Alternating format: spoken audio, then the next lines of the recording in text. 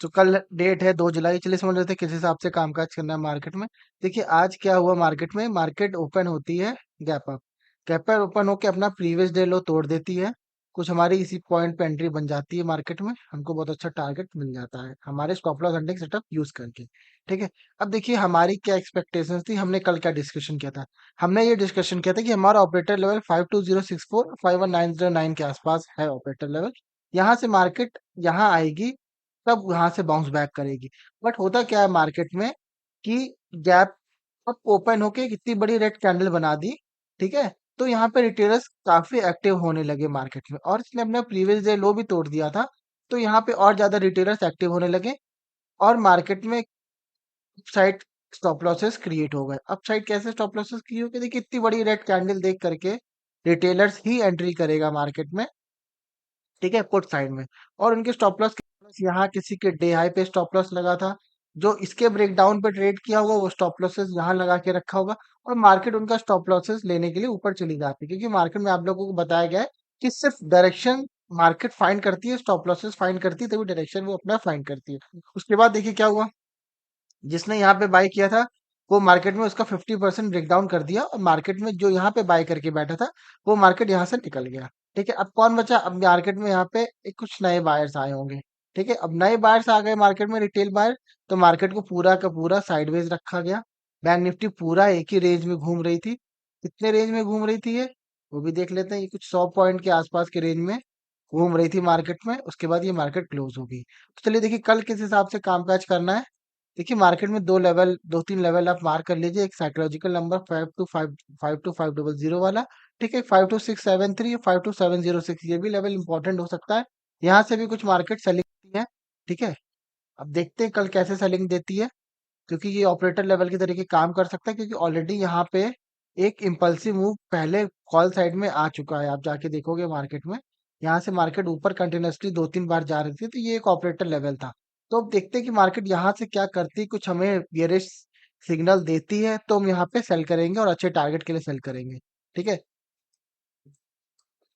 Nifty में देख लेते हैं, समझ लीजिए किस हिसाब से काम करना है। निफ्टी में देख लीजिए कि एक ये पॉइंट आप मार्क कर लीजिए, 24172।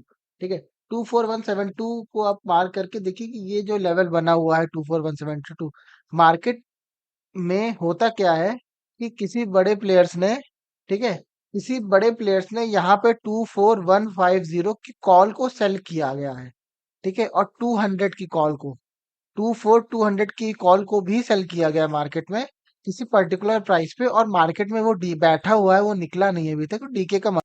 देखिए अब होता क्या है मार्केट में, लेट से किसी बड़े प्लेयर्स ने इस वाले पॉइंट पे 100 करोड़ रुपए लगा रखे हैं। तो क्या वो चाहेगा मार्केट में कि मार्केट इसके ऊपर जाए। ठीक है, लेट से अगर उसने किसी 100 रुपए पे पुट कॉल को सेल कर रखा है, जैसे आप कॉल को बाय करते हो, किसी ने कॉल को सेल कर रखा है, तो वो चाहेगा मार्केट में कि मार्केट इससे ऊपर ना जाए। ठीक है, और मार्केट में ये ऑलरेडी इतना ऊपर नीचे कर रही है, तो इसने ऑलरेडी उसके प्रीमियम में इतना डीके हो चुका होगा। ये ऑप्शन सेलर की साइकोलॉजी होती है कि उसके प्रीमियम में इतना डीके हो चुका होगा कि मार्केट दोबारा जब इस पॉइंट पे आएगी, किस पॉइंट पे आएगी, देखिए इस पॉइंट पे आएगी। पॉइंट अब जब इस पॉइंट पे दोबारा आएगी, तो लेट्स से अगर किसी ने यहाँ पे 100 रुपए पे कोई कॉल को बेचा हुआ है, तो दोबारा इस पॉइंट पे वो कॉल जो है 80 रुपए की ही रहेगी। उस पॉइंट में इतना डीके हो चुका होगा कि मार्केट में उसको लॉस नहीं शो हो रहा होगा। अब देखिए करना हमें ट्रेड कैसे करना है, हमें ये समझना है। ठीक है, ट्रेड हमें इस तरीके से करना है कि मार्केट अगर, समझ लीजिए, गैप अप खुलती है और ऊपर चलने लगती है, और कुछ ये 24172 लेवल का ब्रेकआउट कर देती है, तो यहाँ पे हमें कॉल की पोजीशन नहीं बनानी। यहाँ पे हमें वेट करना है कुछ बियरिश कैंडल का। बेरिश कैंडल बोले तो एक अच्छी रेड कैंडल का वेट करना, तब हम उसी के हाई कैसल लगा करके मार्केट में एक सेल साइड की पोजीशंस बनाएंगे। ठीक है, फ्लैट या गैप अप ओपन होती है, ऊपर चलती है, इसका ब्रेकआउट करती है, फिर इस वाले लेवल का ब्रेकआउट करती है, रीटेस्ट भी करती है। ठीक है, तो बाद थोड़ा टाइम स्पेंड करती है, फिर मार्केट में एक सेल साइड की पोजीशन बनाएंगे, टारगेट अच्छे होंगे। ठीक है, जो भी यहाँ पे बाय करके रखा हुआ है मार्केट में वो निकल जाएगा। ठीक है, अगर मान लीजिए लेट से मार्केट गैप, थोड़ा गैप डाउन खुल करके नीचे चलने लगती है, तो थोड़ा सा मार्केट को वॉच करेंगे 15 मिनट तो 30 मिनट्स। तब हमारा कोई ऐसा लंटिंग सेटअप बनेगा, तब हम उस हिसाब से ट्रेड करेंगे एक अपसाइड की पोजीशंस लेने के लिए, क्योंकि ये एक रेजिस्टेंस की तरीके काम कर रहा है। ठीक है, और मार्केट में दोबारा ये रेजिस्टेंस की तरीके काम कर रहा है। देखिए कुछ बड़ा प्लेयर्स ये चाहेंगे कि ऊपर जाए और फिर दोबारा इसी के रेंज में आकर के यहीं कहीं क्लोज दे दे।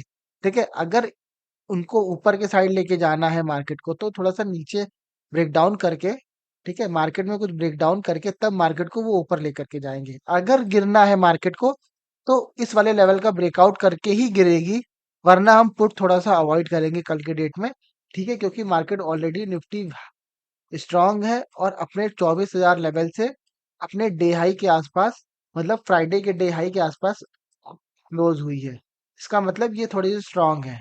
ठीक है, तो देखते हैं कल किस हिसाब से ट्रेड करना है। देखिए कल फिर निफ्टी की एक्सपायरी है, तो थोड़ा सा बैंक निफ्टी साइडवेज रह सकता है। आप लोग निफ्टी में ट्रेड करिए। ठीक है, जरूरी नहीं है कि आपको जिस दिन जिसकी एक्सपायरी हो, फिर निफ्टी की एक्सपायरी हो, उस दिन ट्रेड करिए, क्योंकि फिर निफ्टी के प्रीमियम, जो फिर निफ्टी और बैंक निफ्टी दोनों एक ही तरीके से चलते हैं। जैसे बैंक निफ्टी है, फिर निफ्टी है, दोनों एक ही तरीके से ये मूव करते हैं। अगर बैंक निफ्टी 100 पॉइंट बढ़ रहा है, तो फिर निफ्टी अपने रेशियो के हिसाब से उतने बढ़ेगा, क्योंकि दोनों के कंपोनेंट्स ऑलमोस्ट सेम होते हैं। ठीक है, फाइनेंशियल इंडेक्स है ये फिर निफ्टी। ठीक है, तो चलिए बाकी अपडेट आपको लाइव मार्केट में मिल जाएगी। ठीक है,